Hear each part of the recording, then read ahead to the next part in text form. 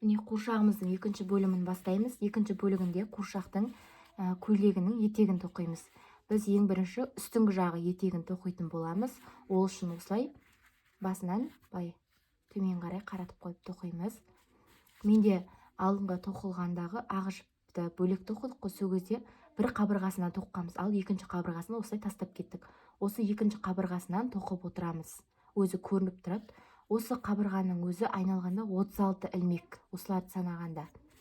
Енді осы 36 ілмекке осы көйлегімізге түстес жіпті өткіземіз. Менде розовый жіп өткіздік. Енді осыған жоғары 3 ілмек жоғары көтереміз. 1, міне 2, 3 ілмек жоғары көтердік. Енді осы ілмектердің әр қайсысына 2-1 орамды баған тоқимыз. Міне орап алдық. Осы 3 ілмек біреуі деп есептеледі. Осы ілмектің ішіне тағы да екінші 1 орамды баған тоқитын боламыз. Міне осы екеуі де есептеледі. Келесі ілмекке тағы да орап аламыз. Келесі ілмектің ішіне де 2 рет 1 орамды баған тоқимыз. Осылардың әр қайсысының ішіне 2-2-ден 1 орамды баған тоқып шығамыз. Сонда бізде 72 1 орамды баған болу керек айналып келгенде. Ал міне 72 1 орамды бағанды тоқыдым. Енді мынау біріктіретін боламыз. 1, 2, 3 ілмек жаңа көтердік. Осы үшінші ілмегіне біріктіретін боламыз осылай.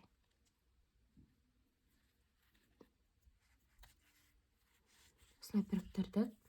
Енді екінші қатарда 2 ілмек жоғары көтереміз. 1, 2 ілмек жоғары көтердік. Енді 4, яғни мынаумен есептегенде 5-еу, 4 1 орамды баған тоқимыз. Міне біреу, мынау 2 болып есептеледі. 2 ілмек жоғары көтергеніміз. 2, 3, 4, не 4, келесі не 5-ші 1 орамды баған. Осылай мына 2 жоғары көтерген ілмегіміз 5-ші болып есептеледі. Енді 6-шы ілмекке 2 рет 1 орамды баған тоқимыз. Міне біреу. Енді сол 6-шы қайтып ілмекке 2-ші 1 орамды баған тоқимыз. Осылай. Енді келесі тағы да 5 1 орамды баған. Біреу, 2, 3, 4, міне 5 тоқыдық. Енді міне 6-шы ілмекке келгенде 2 рет тоқимыз. 6-шы ілмекке 1 орамды бағаннан 2-ін тоқимыз. Міне біреуін тоқыдым, сол ілмекке тағы да 2-ші 1 орамды баған. Осылай айналып тоқитын боламыз. Осыған дейін келгенше тоқитын боламыз. Бізде 84 1 орамды баған шығу керек сонда. Міне енді екінші қатарды бітірдік. Біріктіретін боламыз енді. Мына жерде 2 ілмек жоғары көтердік. 2-ші ілмегіне өткізіп, жібімізді шығарып аламыз. Енді жоғары қарай 1, 2 ілмек жоғары көтердік. Енді 19 ілмек 1 орамды баған тоқитын боламыз. 19 міне біреу, 2, 3, осылай 19 1 орамды баған тоқимыз. Міне 19 1 орамды баған тоқып бітірдік. Міне 20-шы ілмекке келгенде 2 рет тоқимыз. Яғни 20-шы ілмекке 2 1 орамды баған тоқимыз. Біреу, міне сол жерге тағы да 2-ші 1 орамды баған. Енді келесі тағы да 21 орамды баған тоқимыз. Сосын 21-ші ілмекке келгенде осындай 2 рет 1 ілмектің ішіне 1 орамды баған тоқимыз. Осылай. Осыған дейін 20 тоқимыз. Тағы да 21-шіне келген кезде екі бір орамды баған тоқимыз бір ілмектің ішіне.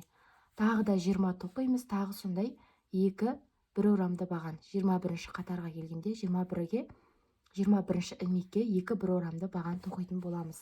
Сонда бізде айналдырғанда есептегенде 88 бір орамды баған болу керек санағанда.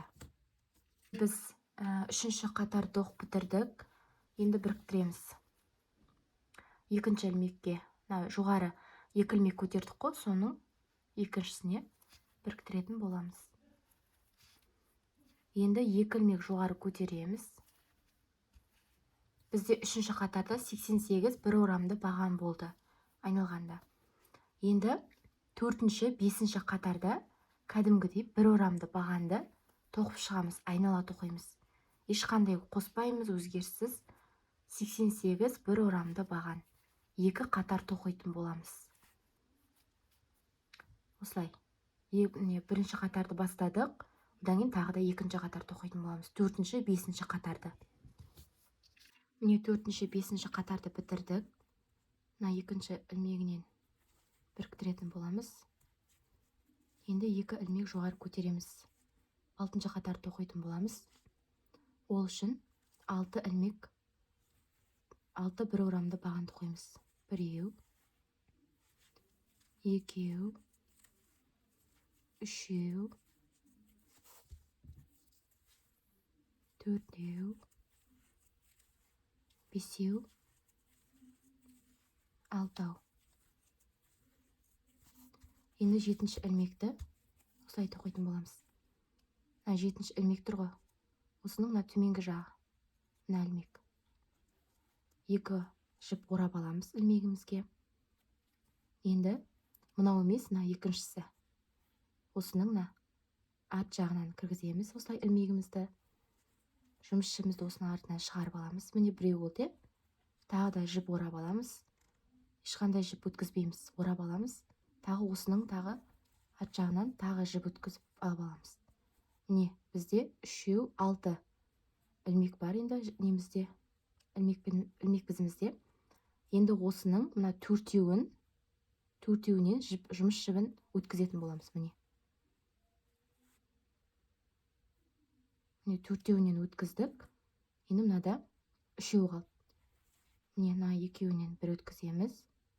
Енді тағы екеу қалды. Міне мынадан тағы бір өткіземіз. Сонда осындай узор шығады.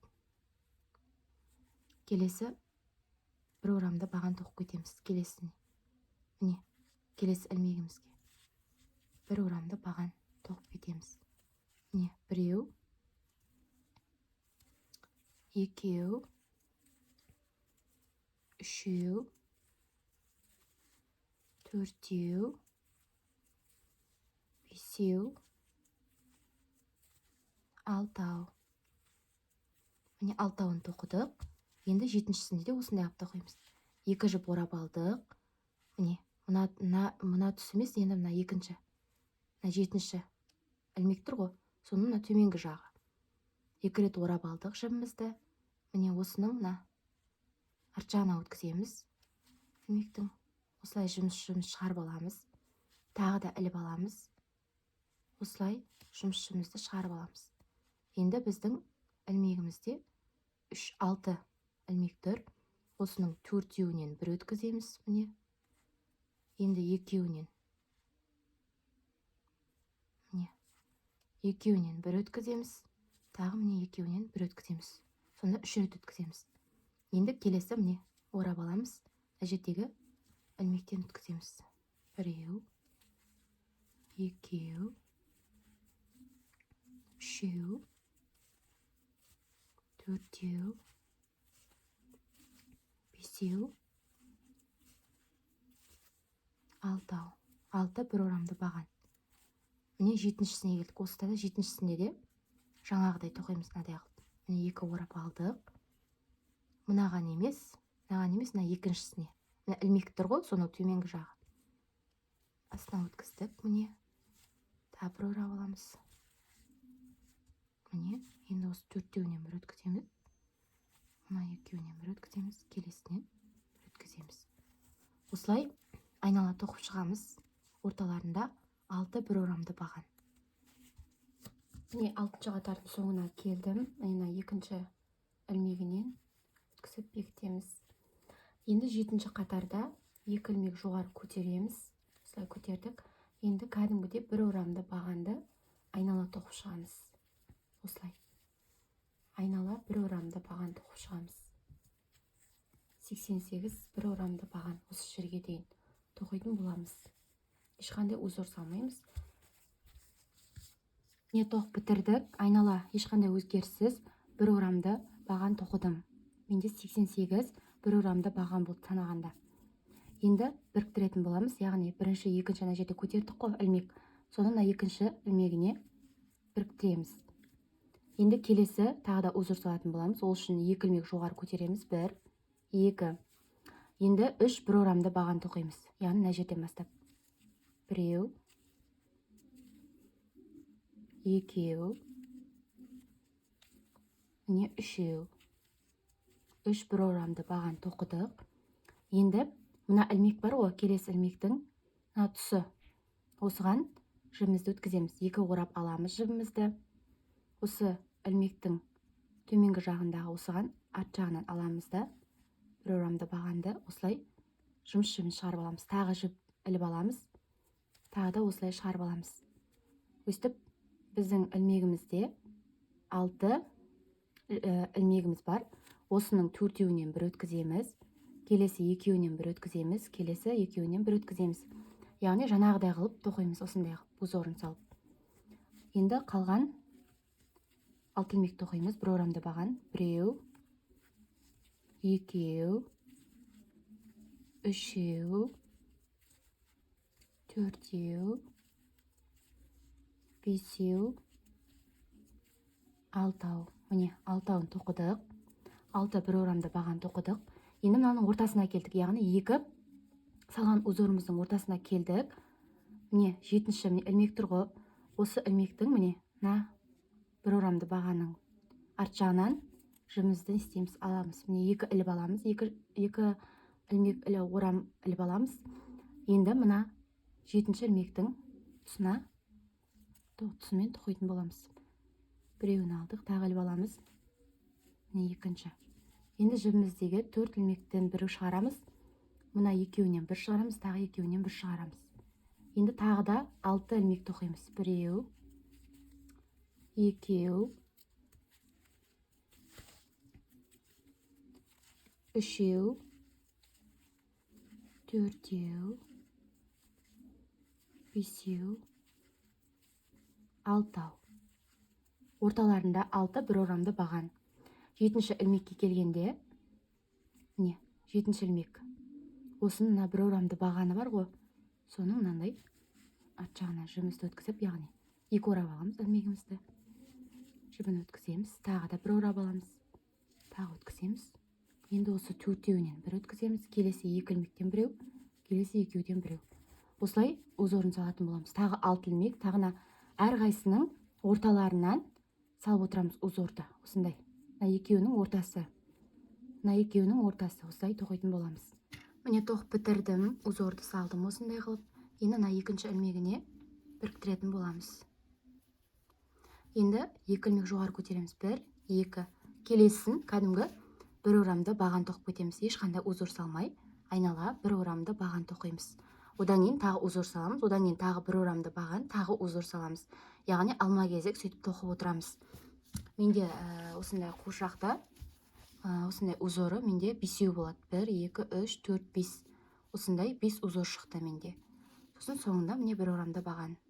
Әр узордың ортасында бір орамды бағанды тоқып кетеміз. Осылай өз бетімізше тоқимыз. Міне мен тоқып бітірдім. Міне соңғысын 2-ші ілмекке бекітетін боламыз. Бір ілмек жоғары көтереміз да, осыны енді қиып тастаймыз.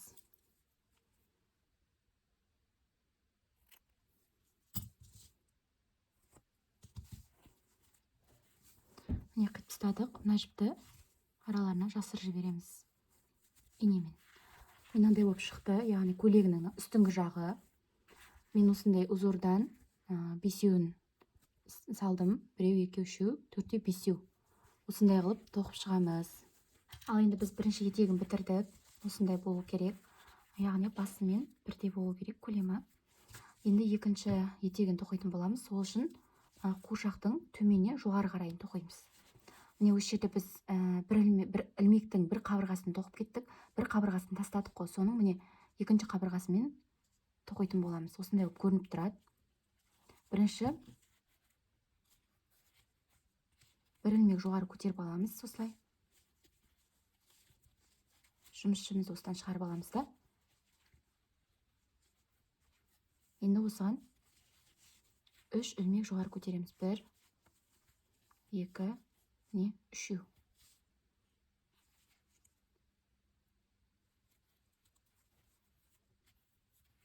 Міне 3. Енді осы ілмектің ішіне 2 бір орамды баған тоқимыз. Жаңа 3 ілмек жоғары көтердік. Осы ілмектің ішіне 2 бір орамды баған тоқимыз. Міне 1, тағы да соған 2, екіншісі. Не 2. Бізде сонда 3-ін жоғары көтергенмен қосқанда 3 болды. Келесі ілмекке тағы да 3 бір орамды баған. Міне 1, 2, 3. Осылай әрқайсының ішіне 3 орамды баған тоқып шығамыз. Бізде осы ілмегіміз санағанда 24 ілмек, әрқайсына 3-ден тоққанда бір орамды бағанды бізде 72 бір орамды баған шығу керек. Міне 72 ілмек бір орамды баған тоқып бітірдім. Мына жерде 3 ілмек көтердік. Соның 3-ші ілмегіне шымызды біріктіреміз. Келесі 2 ілмек жоғары көтереміз. 1, 2. Келесін бұлай тоқимыз. Ең бірінші 2 бір орамды баған тоқимыз. Міне 1. Келесіне 2 бір орамды баған. Одан кейін 2 бір орамды бағаннан 2 тоқимыз. Келесі ілмекке.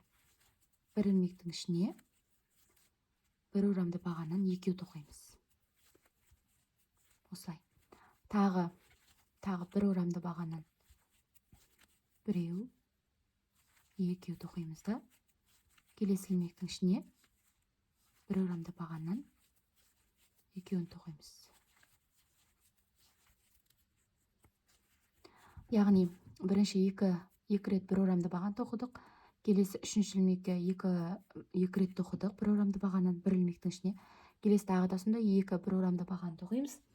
Келесі 3-ші ілмекке 2-ін бір орамды бағанды бір ілмектің ішіне қосып тоқитын боламыз. Осылай кезек-кезек тоқитын боламыз. Бізде айналғанда 88 бір орамды баған шығады. Ал енді міне тоқып бітірдім. Бізде 88 бір орамды баған шықты. Енді біз мына жердегі екінші ілмекке іліп аламыз жібімізді. Осылай іліп алып, 2 ілмек жоғары көтереміз. Енді әр ілмектің ішіне бір орамды баған тоқып шығамыз. 1, 2, 3, 4. Осылай айнала 88 бір орамды баған тоқып шығамыз. Осыны айналып отырып тоқимыз. Бізде 18 қатар бір орамды баған шығу керек. Жоғарыдан есептегенде. Мен тоқып бітірдім. Мына екінші ілмегіне бір бекітеміз. Бір ілмек жоғары көтеріп қоямыз.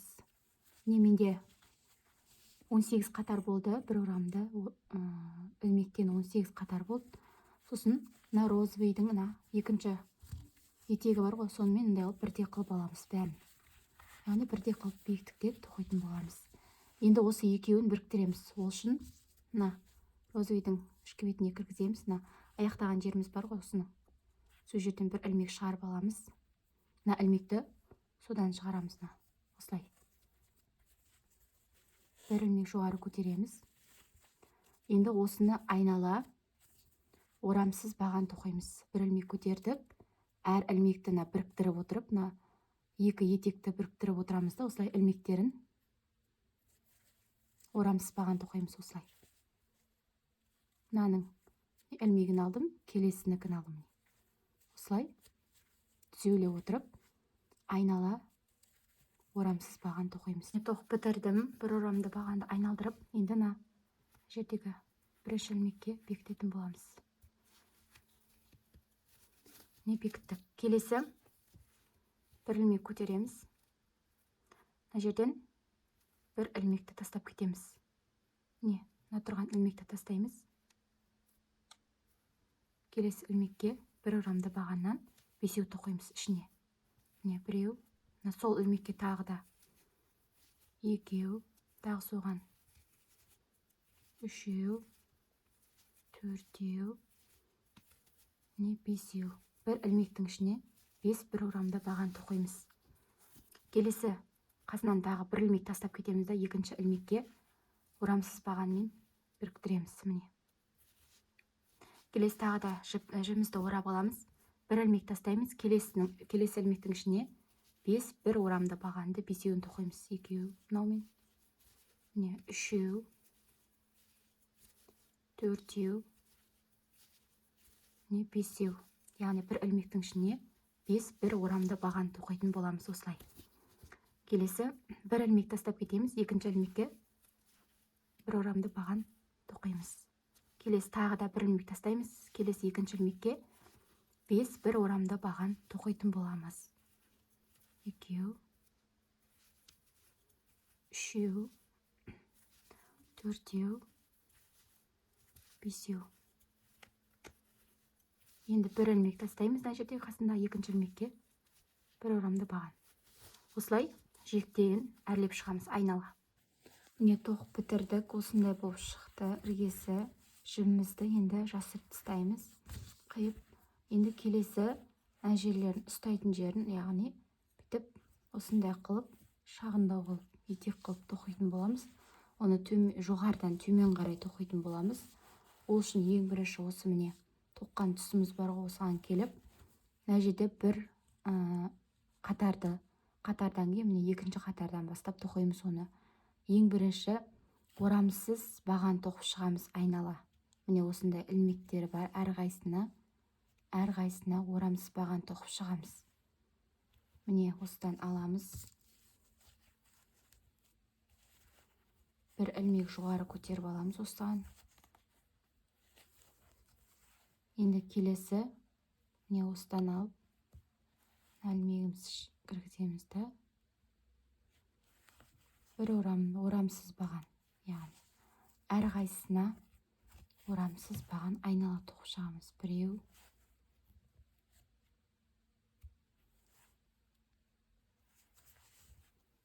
екеу,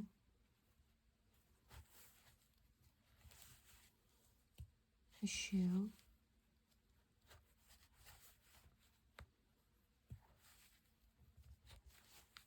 төртеу, бесеу. Осытып айнала тоқып шығамыз. Міне тоқып бітірдік. Осындай болып шықты іргесі. Жібімізді енді жасырып тастаймыз. Қиып, енді келесі мына жерлерін ұстайтын жерін, яғни бүйтіп осындай қылып, шағындау қылып, етек қылып тоқитын боламыз. Оны жоғарыдан төмен қарай тоқитын боламыз. Ол үшін ең бірінші осы міне тоққан тұсымыз бар, осыған келіп, мына жерде бір қатардан кейін міне екінші қатардан бастап тоқимыз оны. Ең бірінші орамсыз баған тоқып шығамыз айнала. Міне осындай ілмектері бар, әрқайсына орамсыз баған тоқып шығамыз. Міне осыдан аламыз. Бір ілмек жоғары көтеріп аламыз осыған. Енді келесі міне осыдан алып ілмегімізді кіргіземіз да бір орамсыз баған, яғни әрқайсысына орамсыз баған айнала тоқып шығамыз. Біреу,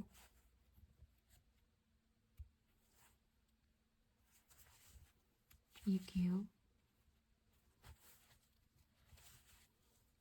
үшеу,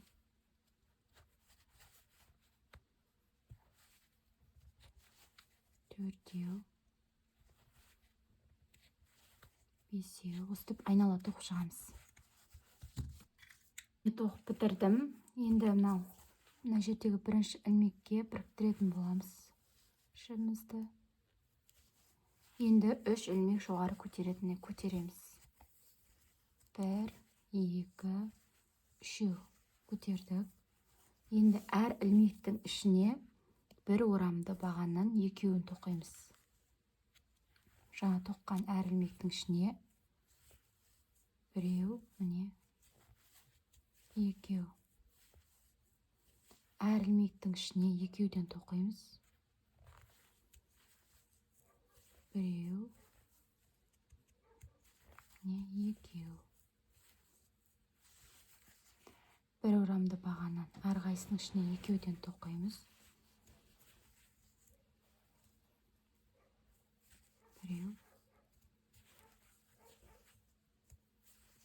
екеу. Осылай айнала тоқып шығамыз. Бізде 36 бір орамды ілмек болады. Міне тоқып бітірдік. Енді мына жерде үшінші, үшеуін үш рет көтердік қой, үш ілмек. Соны үшіншісіне біріктіретін боламыз. Енді екі ілмек жоғары көтереміз. Біреу, екеу. Әр ілмектің ішіне бір орамды бағаннан тоқып шығамыз. Ешқандай өзгеріссіз. Осылай айнала бір орамды баған тоқып шығамыз. Яғни екі қатар тоқып шығамыз. Осы бір қатар, тағы да екінші қатар. Міне тоқып бітірдім. Екі қатар тоқыдым, ешқандай өзгеріссіз айналып. Мына екінші ілмегіне біріктіретін боламыз. Енді бір ілмек көтереміз. Осыны басын андай қылып кестеледік қой. Соңғы жағын осындай қылып етегінде кестелейтін боламыз. Міне бір ілмек тастап кетеміз. Екінші ілмекке бір орамды бағаннан бесеуін тоқимыз. Екеу, үшеу, төртеу, бесеу.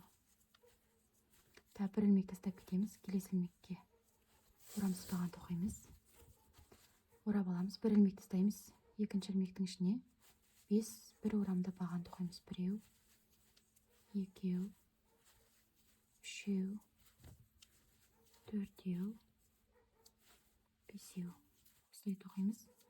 Бір ілмек тастап кетеміз де келесіне бір орамды бағаннан, орамсыз баған тоқимыз. Осылай айнала тоқып шығамыз. Міне тоқып бітірдім. Соңғысына келдім. Міне бір ілмек тастаймыз. Келесі мына бірінші ілмекке біріктіретін боламыз. Осылай етегін бітірдік. Қайшымен қиып, жіпті жасыр жібереміз. Бұнда осындай болып шықты.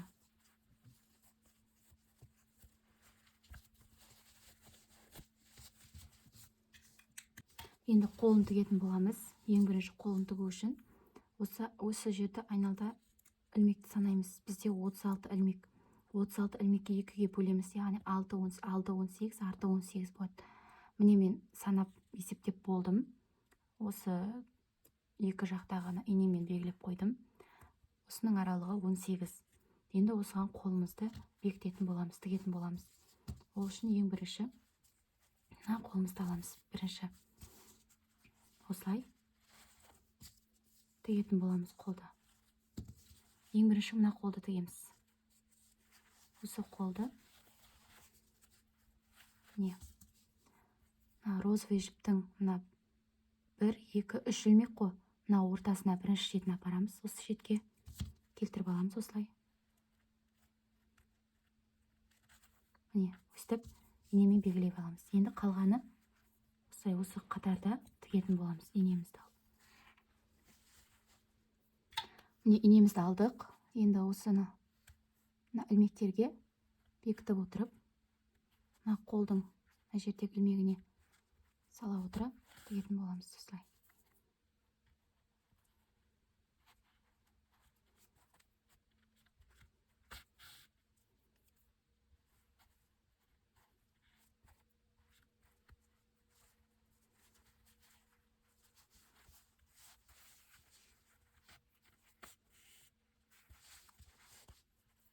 Алып тастаймыз енді.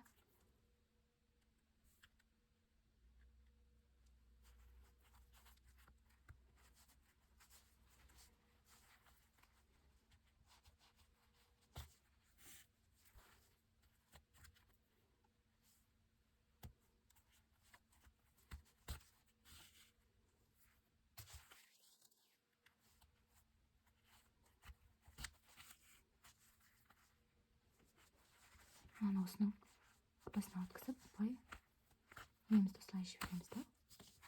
Аны қиып тастаймыз. Міне, бірінші қолын тігіп болдық. Енді екінші қолын тігеміз. Міне, екінші қолында жаңа белгілеп қойған жерге апарамыз да біріктіреміз. Міне, розыбайдың екі мен үштің ортасына міне осылай бекітіп аламыз. Енді қолымызды тігеміз. Бұны жаңағыдай қылып тігетін боламыз.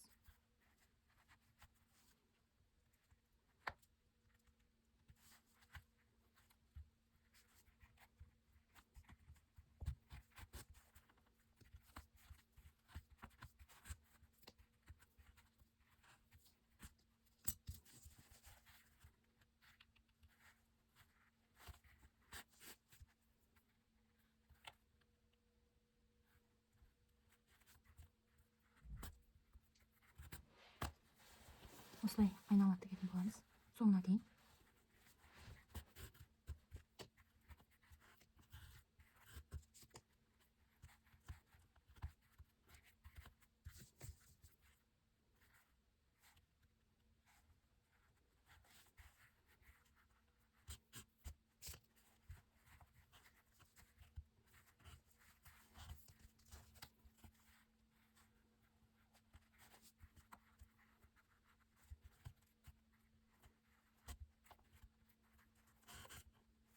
Міне осылай тіктік. Енді мына жіпті қимаймыз. Бұл жіпті осылай мына қолдың ортасына бір апарып істеп жұмызды апарып аламыз. Енді осы ортадан бастап инемізді осылай өткіземіз. Қолдың ортасына кәдімгідей өткіземіз.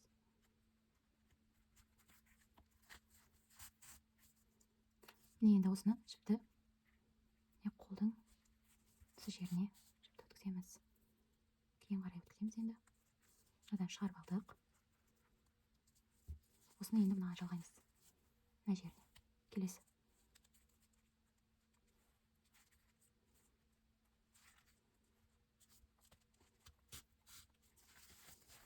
Міне істедік. Енді осыны аузының тұсына, мұрны, содан кейін аузына бір екі ілмектен кейін аузының тұсына тігетін боламыз. Яғни өсіп тұрған қыздың бейнесін саламыз. Осылай тұр енді. Міне бір, екі ілмектен кейін үшінші ілмектің бірінші және екінші, үшінші ілмекке осылай өткізіп аламыз. Шымызды тартамыз.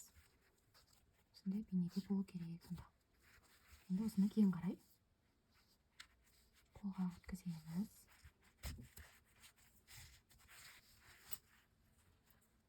Міне осындай болды. Енді мына қолға өткізіп жіпті жасырып жібереміз. Келесі қолға өткіземіз осылай.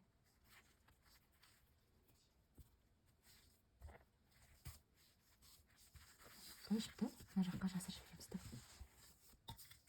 Ал енді біз шашын істейтін боламыз. Сол үшін бізде осындай иран жібі, осындай түсті, сұры түсті. Енді біз ең бірінші сақина істеп аламыз. Осылай айналдырамыз. Қысқа жіптің астымен үлкен ұзын жіпті аламыз. Осылай бір ілмек жоғары көтереміз. Осы сақинаның ішіне 6 орам сызбаған тоқимыз. Біреу, екеу, үшеу, төртеу, бесеу, алтау. Міне 6-ауын тоқыдым. Енді осы 6-ауының әр ілмегінің ішіне 2 орам сызбағаннан тоқып шығамыз. Екінші қатарда.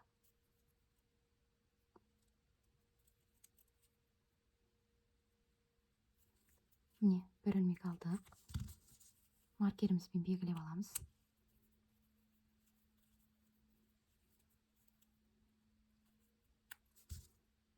Осы ілмектің тағы ішіне тағы екінші орам сызбаған тоқимыз. Келесі ілмекке екінші ілмегіне біреу, екеу, үшінші ілмегіне біреу, міне екеу, төртінші ілмегіне біреу, міне екеу, міне бесінші ілмегіне тағы біреу, екеу, міне соңғы 6-шы ілмегі біреу, екеу. Әрқайсысына 2 орам сызбағаннан тоққанда сонда бізде 12 болды. Ал енді үшінші қатарда біз бір орам сызбаған тоқимыз. Бір ілмекке біріншісіне, екінші ілмегіне 2 орам сызбаған тоқимыз. Міне біреу, екеу. тағы да міне үшінші ілмегіне бір орамсызбаған тоқимыз, төртінші ілмегіне екі орамсызбаған тоқимыз. Біреу, екеу. Осылай алма кезек тоқитын боламыз. Сонда бізде 18 орамсызбаған болады. Үшінші қатары. Міне үшінші қатарды бітірдім. Енді төртінші қатарда екі орамсызбаған, яғни бір ілмек, бірінші ілмекке бір орамсызбаған, келесі екінші ілмекке тағы бір орамсызбаған. Енді келесі үшінші ілмекке екі орамсызбаған, біреу, екеу. Тағы да төртінші ілмекке кәдімгі орамсызбаған, біреу, бесінші ілмекке тағы да орамсызбаған тоқимыз. Біреуін келесі алтыншы ілмекке екі орамсызбаған, біреу, міне екеу. Осылай тоқитын боламыз айналы алма кезек. Әр қайсының ортасына екі орамсызбаған тастап кетіп отырамыз. Үшіншісіне келгенде бір ілмектің ішіне екі орамсызбаған. Солай тоқимыз. Бізде айналғанда 24 орамсызбаған болу керек. Міне төртінші қатарды бітірдім. Енді бесінші қатарда бірінші орамсызбаған, екінші орамсызбаған, үшінші орамсызбаған. Міне үшеу тоқыдық. Енді төртіншіге келгенде төртінші ілмекке екі рет орамсызбаған, яғни төртінші ілмекке екі рет тоқимыз.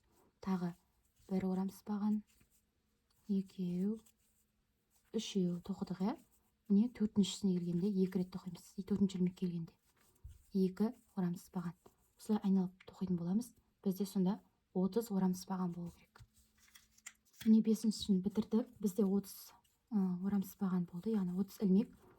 Енді ең соңында осыған біріктіреміз. Осылай біріктіреміз да. 1, 2, 3, 4, 5, 6, 7, 8, 9, 10, 11, 12. Осындай 12 ілмек теретін боламыз. Яғни қуыршақтың кекілін істейміз. Бізде кекілі 8 болу керек. Осындай 1, 2, 3, 4, 5, 6, 7, 8. Осыны істейтін боламыз. Міне 12 ілмек тізіп алдық. Енді осындай болып тұр ғой. Осы 12 ілмектің міне келесі міне 11-ші ілмегі бар ғой. 11-ші ілмегінен бастап төмен қарай орамсызбаған тоқимыз. Міне біреу, екеу, үшеу, төртеу, бесеу, алтау, жетеу, жетеу, 8, 9, 10. Міне соңғысы міне 11. Соңғы ілмек 11. Міне 11 ілмек тердік. Енді келесі ілмек бар ғой, содан кейінгісі ілмек. Сол ілмекке былай біріктіреміз мынаны. Осылай бірінші кекілін істедік.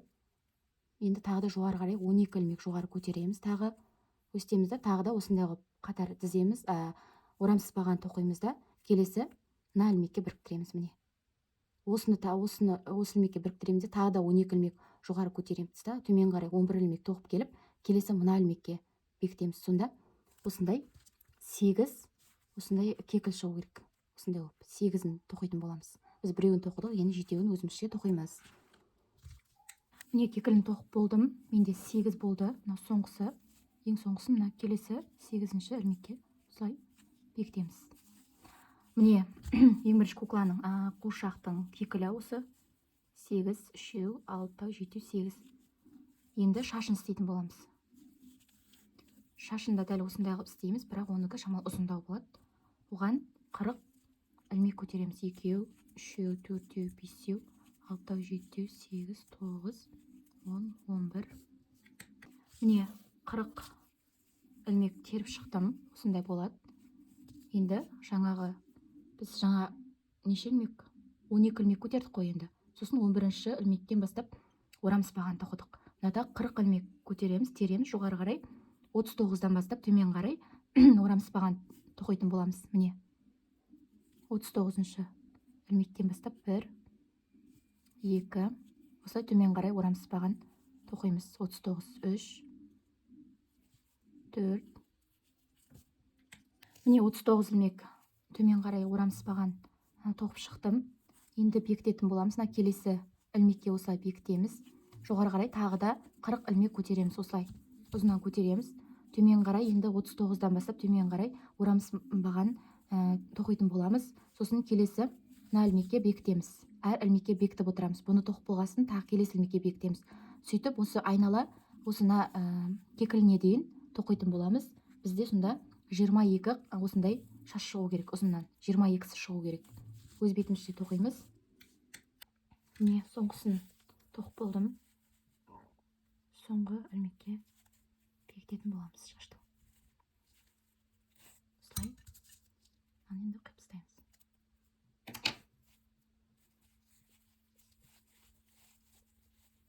Осындай болып шықты шашымыз. Енді қуыршақтың басына бекітеміз. Ал ең бірінші осылай қуыршағымызды аламыз. Шашымызды келтіріп аламыз да. Ортасы тұр ғой, ортасына келтіріп кекілін ыңғайлап аламыз алдыңғы жағына. Осында инемізді аламыз. Шашқа бекітеміз. Ортасына осылай бекітіп аламыз. Келесі шаштың орта жағы мына жеріне. Мынаған емес, екінші ілмекке өткізіп қоямыз. Енді алдыңғы жағын келтіріп аламыз. Яғни алдында 8 кекіл тоқыдық қой жаңа. Соны келтіріп аламыз. Ең ортасы. Мына жағы 4-еу болады. Мына жағын 4-еу қылып.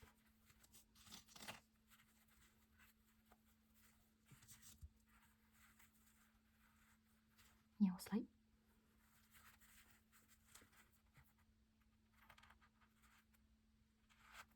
Әр кекілді осылай қатап шығамыз.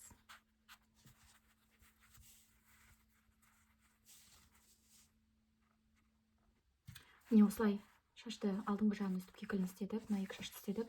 Мына арт жағын клейлейтін боламыз. Яғни ыстық клеймен. Осы жерін, міне осылай, мына жері бар ғой, домалақ қылып тоққан жеріміз. Сол жерін бірінші бекітіп аламыз, төбе жағын.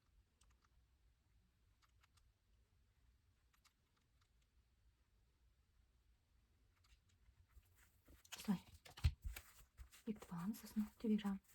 Мына жерлерін. Міне бекіттік. Енді қалғандарын осылай моншақпен бәрін реттеп, өстіп тізіп аламыз. Қыстырып бар ғой моншақпен. Міне бәрін қыстырып бітірдім. Енді осыны жаймендеп клейлейміз. Осылай жаймендеп. Бірінші мына шашты клейлейміз. Біртіндеп бәрін.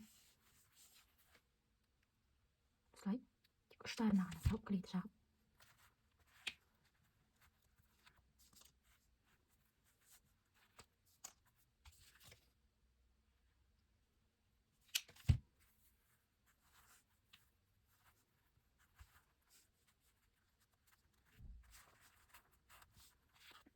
Енді кекілін клейлейміз, шашын болсын клейлеп.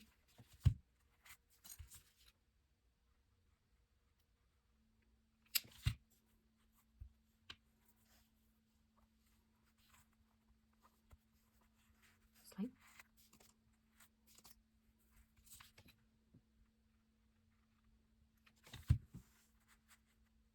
Соңына дейін клейлемейміз, мына жерлері қалап өстіп тұрады, бері тұрады. Осылай кекілін клейлеп шығамыз.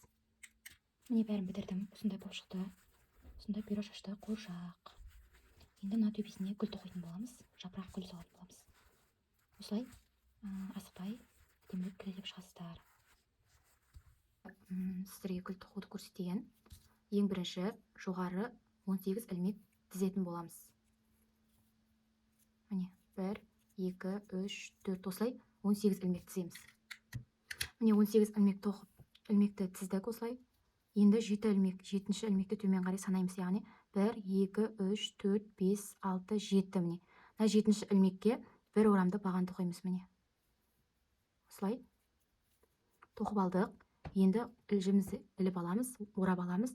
Бір ілмек тастаймыз да, міне 2-ші ілмекке тағы бір орамды баған тоқимыз. Міне осылай. Осылай шықты. Енді 3 ілмек жоғары көтереміз. 1, 2, 3. Енді сол ілмектің ішіне, жаңа тоққан жерде ілмектің ішіне тағы да бір орамды бағанын екінші рет тоқимыз. Міне осылай бір ілмектің ішіне бір орамды баған болды. Орталарында 3 ілмек терілген.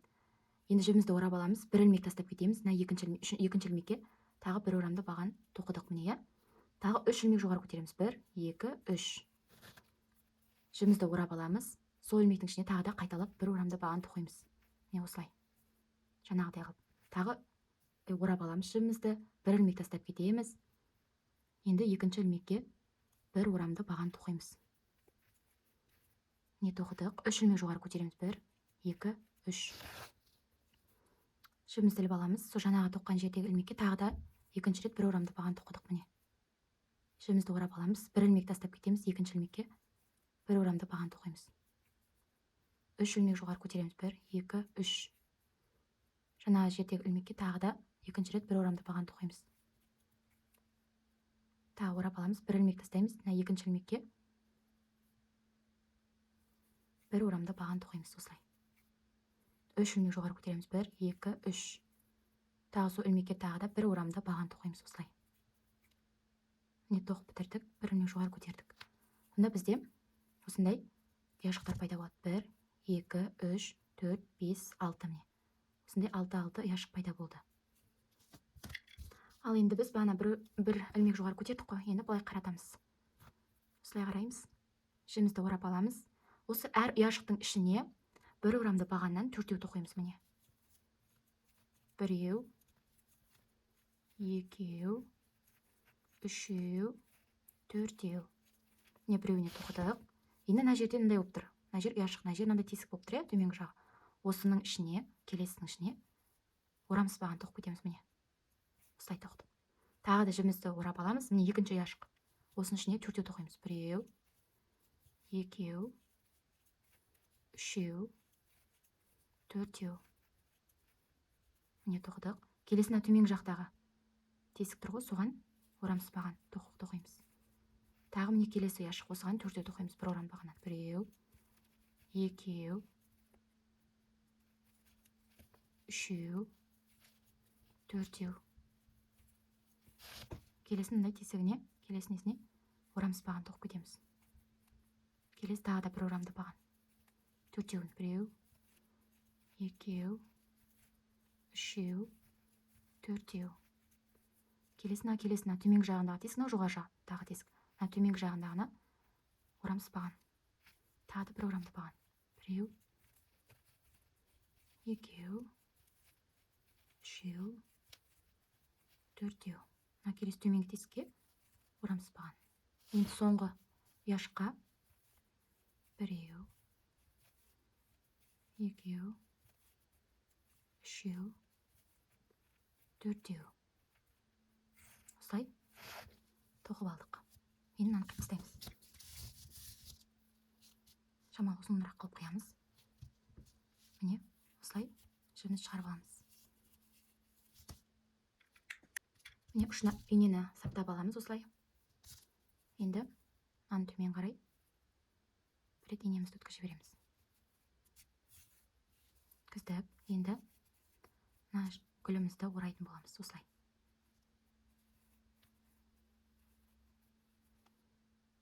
Міне осындай гүл болып шығады. Енді инемізді осыған тігіп тастаймыз.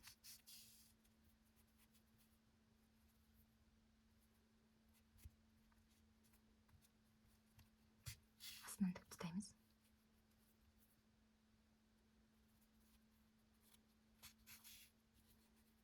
Міне осындай гүл шықты.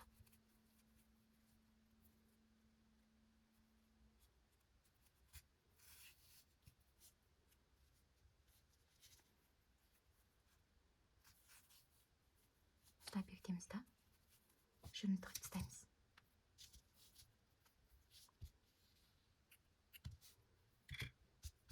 Міне осындай гүлден 13 гүл шығарамыз.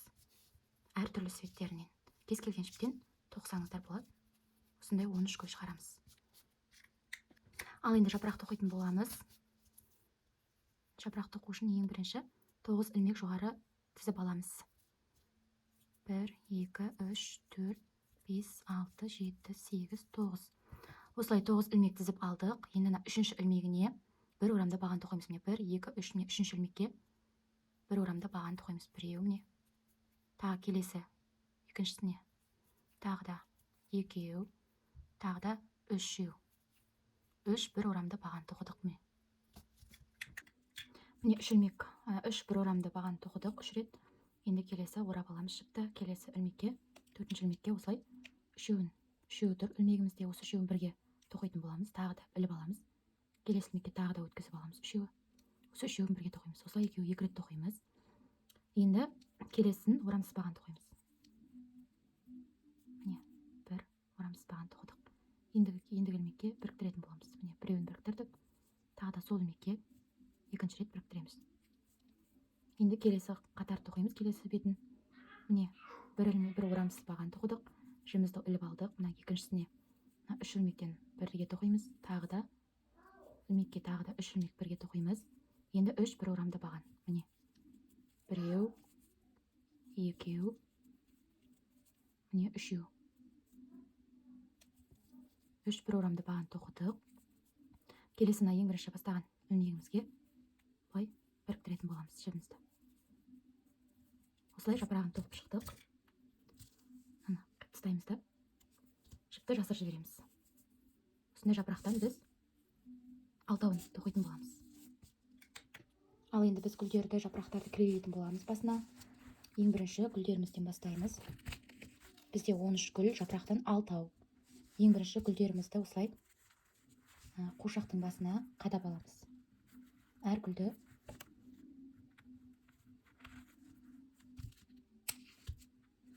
бастарына қадап аламыз.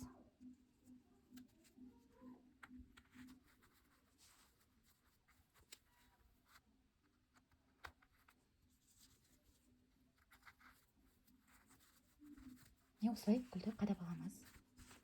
Біз осы ашқан кезде букет сияқты болып тұру керек. Міне осылай. Осыны жаймендеп кірелеміз.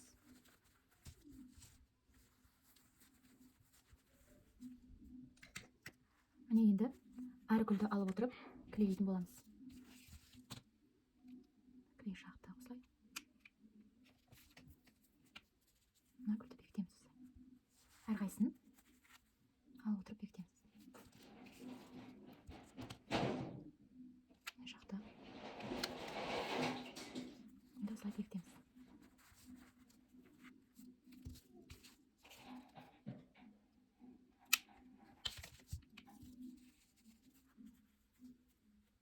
Осылай бекітіп шығамыз әр өз орындарына. Міне гүлдің бәрін бекітіп шықтым. Енді жапырақтарын осылай әр гүлдің арасына салып отырып кірелейтін боласыздар. Яғни жапырақтың төменгі шетін кірелеп аласыз деп. Кірелеп аласыз да. Гүлдің былай бұрышына тастайсыз. Өзі кірелеп қалады. Мына жапырақты да сөйтіп кірелеп шығамыз. Міне осындай болып шықты. Қуыршағымыз, букетіміз төбесіндегі жапырақтарын, гүлдерін осылай кіреледік. Енді мына етегін былай көтереміз. Сол кезде букетке айналады. Міне осындай букет гүлге айналып шықты. Енді папочка тоқитын боламыз осы жеріне. Ал енді папочкасын тоқитын боламыз. Букет гүлдің ең бірінші 41 ілмек жоғары теріп аламыз. Біреу, екеу, үшеу, төртеу. Яғни 41 ілмек тізіп аламыз. Міне 41 ілмек тізіп алдық, теріп алдық.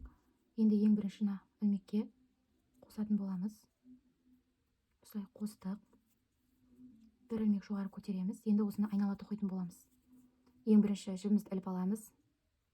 Міне бірінші ілмекке жібімізді шығарамыз. Осы үш жіпті бірге тоқимыз. Міне біреу. Тағы да іліп аламыз. Келесі ілмегімізден өткіземіз. Тағы да міне екеу. Екеуін өткіздік. Енді бір орамды бағаннан үшеу тоқимыз. Біреу. Екеу. Міне үшеу. Осылай үшеу тоқыдық. Енді келесі бір ілмектің ішіне бір орамды бағаннан үшеу тоқимыз. Бір ілмектің ішіне. Міне біреу. Екеу. Екеу. Міне үшеу. Осылай үшеу тоқыдық. Келесі 5 бір орамды баған тоқимыз. Бесеуін. Міне. Біреу. Екеу. Үшеу. Төртеу. Міне бесеу. Бесеуін тоқыдық. Келесі тағы да бір ілмекке 3 бір орамды баған тоқимыз. Міне бір ілмектің ішіне. Міне біреу. Тағы сол ілмекке екеу. Міне соған үшеу. Бір ілмектің ішіне тоқыдық. Енді келесі 3 бір орамды баған тоқимыз тағы да. біреу, екеу, үшеу. Не тоқып бітірдік. Келесі үш ілмекті бірге тоқитын боламыз. Яғни орап аламыз. Ілмектен өткіздік. Міне үшеуін бірге тоқимыз. Біреу, міне. Тағы келесі ілмекке тағы да міне екеу тоқыдық. Келесі енді орамсызбаған тоқимыз кәдімгі. Не, осылай орамсызбаған. Яғни бабочканың бір жағын тоқып бітірдік. Енді келесі жағы да солай қайталанады. Келесі жағы да кәдімгідей қайталанатын болады. Ол үшін ең бірінші осылай бір орамсызбағаннан кейін соединение жасаймыз. Осылай. Енді келесіне тағы да бір орамсызбаған тоқимыз. Міне тоқыдық. Келесі іліп аламыз. Қайталаймыз басынан бастап. Міне үшеуін бір тоқимыз. Міне біреу кетті. Тағы да іліп аламыз. Тағы да міне бір тоқимыз. Міне екеу кетті. Енді үш бір орамды баған. Біреу, екеу, үшеу. Үш бір орамды баған тоқыдық. Енді келесі бір жерге бір ілмектің ішіне үш рет бір орамды баған тоқимыз. Біреу, екеу, міне үшеу. Міне осылай тоқыдық. Келесі бес бір орамды баған тоқимыз. Біреу, екеу, үшеу, төртеу, міне бесеу. Міне бесеуін тоқыдық. Келесі тағы да бір ілмектің ішіне үш бір орамды баған тоқимыз. Міне тағы да. Міне біреу, тағы сол ілмекке екеу, міне сол ілмекке үшеу тоқыдық. Осылай. Енді келесі үш бір орамды баған тоқимыз. Біреу, екеу, үшеу тоқыдық. Енді келесі екеуіне орап іліп аламыз жібімізді. Міне үш ілмектен бір өткіземіз. Тағы да іліп аламыз. Тағы да үшеуінен бір өткіземіз. Енді орамсызбағаннан біреуін тоқимыз. Енді соединение жасаймыз. Осылай келесіне ілмегіне осылай соединение жасадық. Мына ілмекті өстіп жібімізді қиып тастаймыз. Яғни бабочкамыз осылай болып шығады.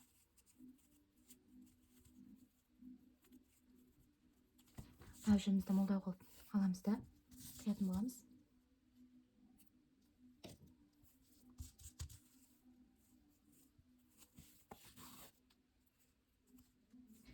Міне бабочкамыз шықты. Мына жерлерін осылай келтіріп аламыз.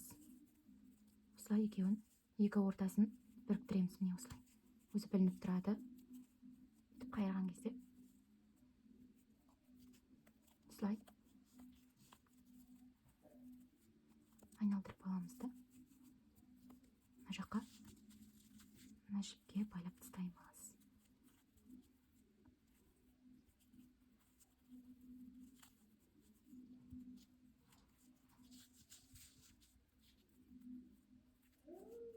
Міне бабочкамыз дайын болды.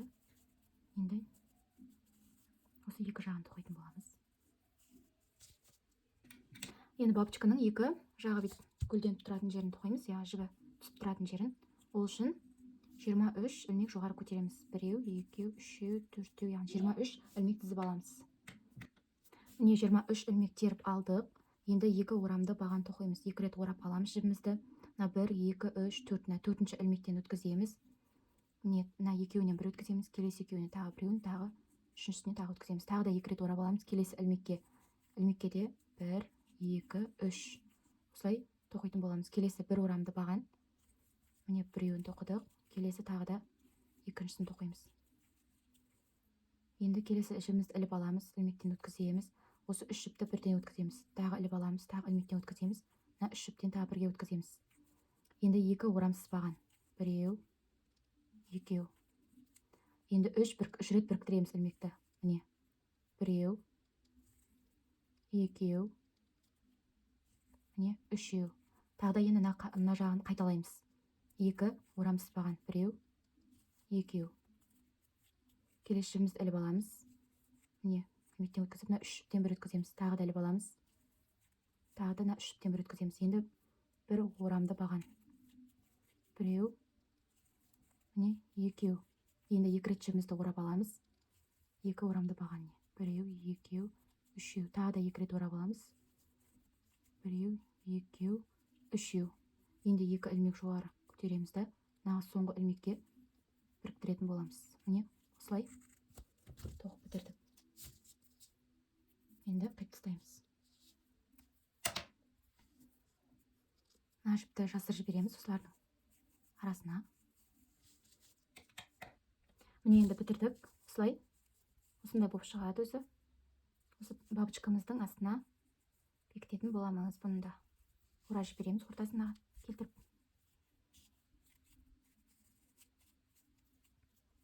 Осындай әдемі бабочка шығады. Инемен тік жібереміз осының арасын орап. Міне бабочкамыз дайын болды. Енді осыны клейлейміз гүлге. Яғни мына тұсына, қыздың бас жақ тұсына қаратып келтіріп, клейлейтін боламыз түйгілігіне қарай. Міне осы қатарға келтіріп аламыз осылай. Мынаның тұсымен. Енді бабочкамыздың артына клей жағып, осыны әдемілеп клейлеп жібереміз. Мына жерін клейледік. Енді бабочканың аусын гүлге жабыстырып жібереміз осылай. Әдемі болып ашылып тұру үшін. Осылай клейлеп жібереміз. Осылай.